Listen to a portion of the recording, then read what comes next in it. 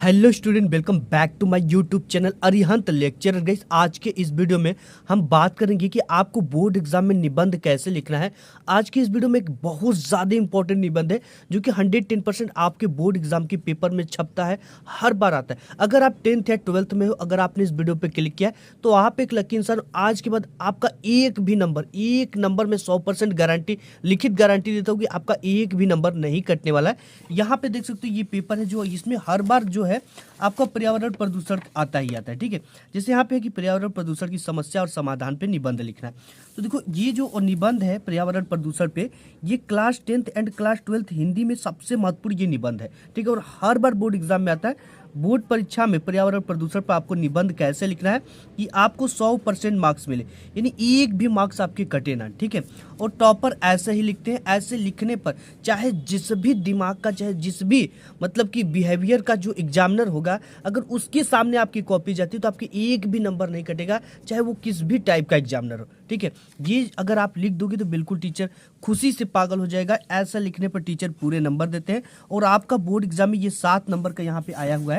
ठीक है, किसी में 7 नंबर का आता है, किसी में 9 नंबर का आता है, तो आपका बिल्कुल वो नंबर पक्का हो जाएगा यहाँ पे। ठीक है, एंड इसके साथ ही साथ बात करेंगे एक ही निबंध को अगर 2 छात्र लिखते हैं तो उनके नंबर अलग अलग क्यों मिलते हैं। जैसे मैं आपको बता दूं, अगर एक टॉपर स्टूडेंट 7 नंबर की निबंध को लिख रहा है तो उसे 7 में 7 पूरे नंबर मिलेंगे। एंड अगर नॉर्मल स्टूडेंट, जैसे आप लोग स्टूडेंट हो, अगर वो नॉर्मल स्टूडेंट अगर उसको लिख कर आता है तो उसको 7 में केवल 4 नंबर मिलते हैं। भाई उसके जो 3 नंबर है वो कहाँ पे कटते हैं, अगर आज की इस वीडियो को आप मिस कर दोगे तो दोबारा आप कभी ये नहीं जान पाओगे कि उसके जो 3 नंबर है वो कहाँ पे कट गए। ठीक है, सबसे पहले ये पूछेगा कैसे। एक तरीका यह है कि पर्यावरण प्रदूषण कारण व निवारण, पहली टॉपिक ऐसे पूछेगा। दूसरा टॉपिक ऐसे पूछेगा कि पर्यावरण प्रदूषण समस्या और समाधान। ठीक है, तीसरा पूछेगा कि धरती की रक्षा, पर्यावरण सुरक्षा, तो भी आपको ये निबंध लिखना है। एंड चौथा तरीका पूछेगा कि प्रदूषण पर निबंध लिखिए। एंड पांचवा कि पर्यावरण सुरक्षा का महत्व बताइए, इसका भी वही चीजें लिखना है। एंड लास्ट है कि पर्यावरण प्रदूषण का कारण एवं निवारण और इसका उपाय क्या हो सकता है, ये चीजें आपको बताना। ठीक है, सिंपल है। यहाँ पे सबसे पहले हमारा ये प्रश्न निबंध लेखन हम करें तो यहाँ पे ऊपर क्या डालना, हमें निबंध लेखन डालना है। एंड इसके बाद क्या डालना है, प्रश्नोत्तर संख्या 30, क्योंकि ये जो आता है 30 के अंतर्गत आ रहा है लास्ट में। इसके बाद है प्रदूषण की समस्या और समाधान। आपके पेपर में जो भी टाइटल दिया उस टाइटल को यहाँ पे लिखना है ब्लैक स्केच से। ठीक है, हमारे पे पर्यावरण प्रदूषण की समस्या और समाधान दिया है तो समस्या और समाधान यहाँ पे हम हेडिंग डालें। ठीक है, इन सभी को आपको ब्लैक स्केच से या ब्लैक पेन दोनों से आप लिख सकते हो। इसके बाद सबसे ज़्यादा इंपॉर्टेंट जो इसमें 4 चांद लगा देती है वो है इसका कोटेशन। ठीक है, कोटेशन आपको इन्वर्टेड कामा में, और कभी भी कोटेशन यहाँ से स्टार्ट नहीं करना है, ना ही यहाँ से स्टार्ट। जब भी करना है बीच से करना है। ठीक है, तो यहाँ पे कि पर्यावरण है हम सबकी जान, इसलिए करो इसका सम्मान। ठीक है, इस तरह से आपको कोटेशन लिखना है ब्लैक पेन का यूज करते हुए। यहाँ पे आपको सबसे पहले ब्लैक पेन से ये चीजें लिखना है। ठीक है, अब इसके बाद यहाँ पे नेक्स्ट है आपका, सबसे पहले रूपरेखा आपको डालना है। रूपरेखा में आपका पहला हेडिंग प्रस्तावना रहेगा, प्रदूषण का अर्थ रहेगा, प्रदूषण के प्रकार रहेगा, वायु प्रदूषण, जल प्रदूषण, ध्वनि प्रदूषण, और एक नेक्स्ट है रासायनिक प्रदूषण, प्रदूषण की समस्या। ठीक है, यहाँ पे प्रदूषण की समस्या, सुधार के उपाय, उपसहार। ठीक है, यानी कि ये डालने का मतलब ये होता है कि आपने पूरे जो निबंध है ऐसे है, आप इस हेडिंग के अंतर्गत इसको पूरा का पूरा कवर किए हो। ये सबसे ज़्यादा इंपॉर्टेंट होता है। ठीक है, तो ये चीज़ें हो गई। एंड इसके बाद पहली हेडिंग हमारी क्या थी, प्रस्तावना थी। तो यहाँ पे पहली हेडिंग क्या हम डालेंगे, प्रस्तावना। तो देखो यहाँ पे कि जब वातावरण में कुछ हानिकारक तत्व आ जाते हैं, ठीक है, आ जाते हैं तो वातावरण दूषित हो जाता है, जिससे जीवधारियों का जीवन संकट में, आगे देखते हैं, जीवधारियों का संकट में जीवन पड़ जाता है और इस समस्या को पर्यावरण प्रदूषण कहते हैं।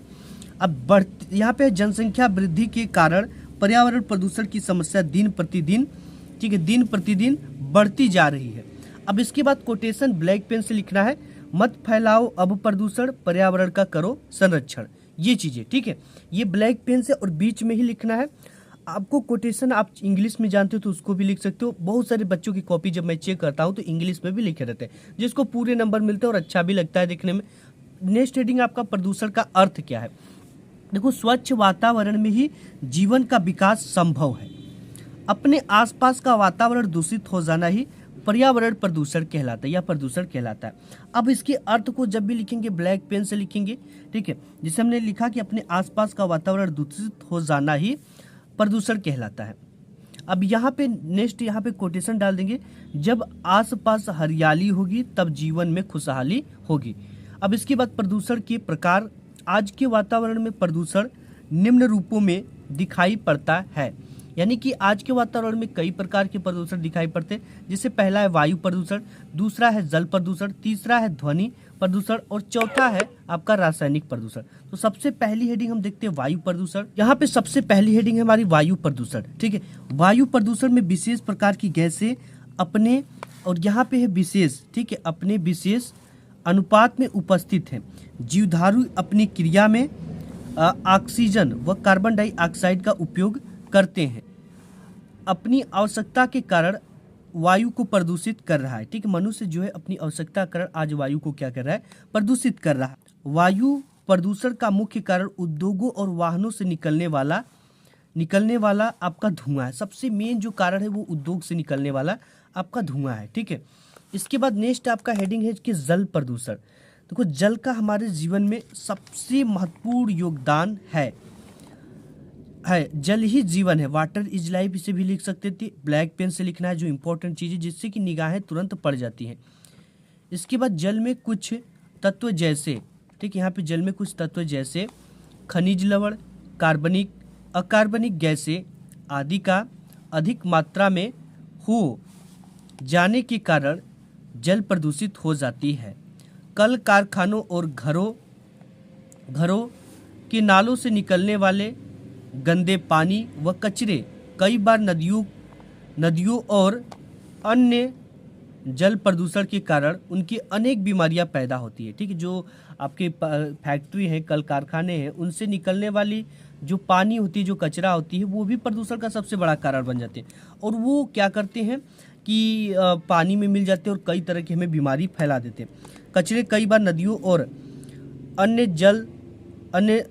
जल प्रदूषण के कारण उनकी अनेक बीमारियां पैदा होती है, ठीक है।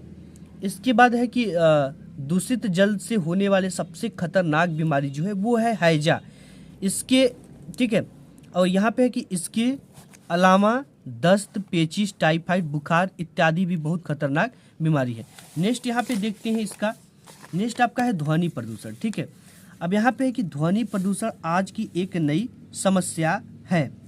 इसे वैज्ञानिक प्रगति ने पैदा किया, यानी वैज्ञानिक प्रगति ने उत्पन्न इसे किया है।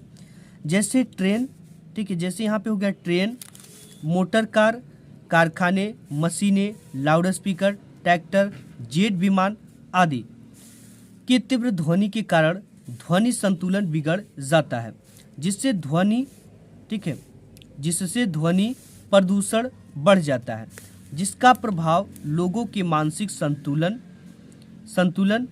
और यहाँ पे है पर पड़ता है, जिससे मनुष्य का अत्यधिक चिड़चिड़ापन व बहरापन हो जाता है। इसके बाद यहाँ पे है नेक्स्ट आपका हेडिंग रासायनिक प्रदूषण, ठीक है। आज की आधुनिक खेती से रासायनिक प्रदूषण, यहाँ पे है रासायनिक प्रदूषण तेजी से बढ़ रहा है। अत्यधिक जनसंख्या वृद्धि के कारण उपज में वृद्धि के लिए दवाइयाँ व कीटनाशकों का उपयोग किया जा रहा है, ठीक है, उपयोग किया जा रहा है। नेक्स्ट हेडिंग है कि प्रदूषण के कारण क्या हो सकते हैं। पर्यावरण प्रदूषण का सबसे बड़ा कारण विश्व में तेजी से जनसंख्या वृद्धि है। विश्व की जनसंख्या आज सूर्य की भांति विकराल रूप धारण की है। नेक्स्ट आपका कि दूसरा कारण इसका विज्ञान है, ठीक है। मानव पर इसका बुरा प्रभाव पड़ रहा है। विज्ञान ने मानव जीवन को सुलभ बनाने के लिए अनेक यंत्रों का उपयोग किया जा रहा है, जिसके कारण प्रायः पर्यावरण प्रदूषित हो रहा है। साथ ही अनेक उद्योग धंधों के कारण भी दूषित धुआं पर्यावरण में फैल रहा है, जिससे पर्यावरण दूषित हो रहा है, ठीक है। इसके बाद प्रदूषण को रोकने का उपाय क्या हो सकता है। बढ़ती हुई जनसंख्या पर रोकथाम तथा अधिक वृक्षारोपण किया जाए। जल में कचरे व मृत शवों को न बहाया जाए तथा धुआं से बचने के लिए कल कारखानों को वहां बनाया जाए जहां जनसंख्या कम हो, ठीक है, जहां जनसंख्या कम हो। उपसंहार क्या है, लास्ट हेडिंग इसकी आती है। जो कि हर एक निबंध में होता है। इसके लिए हम सबको मिलकर पर्यावरण को बचाना होगा। प्रदूषण की समस्या आज पूरा विश्व में है। इसके लिए शासन व सरकार को भी पूर्ण रूप से इस पे ध्यान देना चाहिए और पर्यावरण को बचाने के लिए उचित कार्य करना चाहिए। ठीक है, पर्यावरण को बचाने के लिए उचित कार्य हमको करना चाहिए। ये पूरी की पूरी इसकी हेडिंग हो गई। आज के इस वीडियो में बस इतना ही। वीडियो पसंद आया तो लाइक करना। मिलूंगा एक नेक्स्ट वीडियो में, तब तक के लिए धन्यवाद।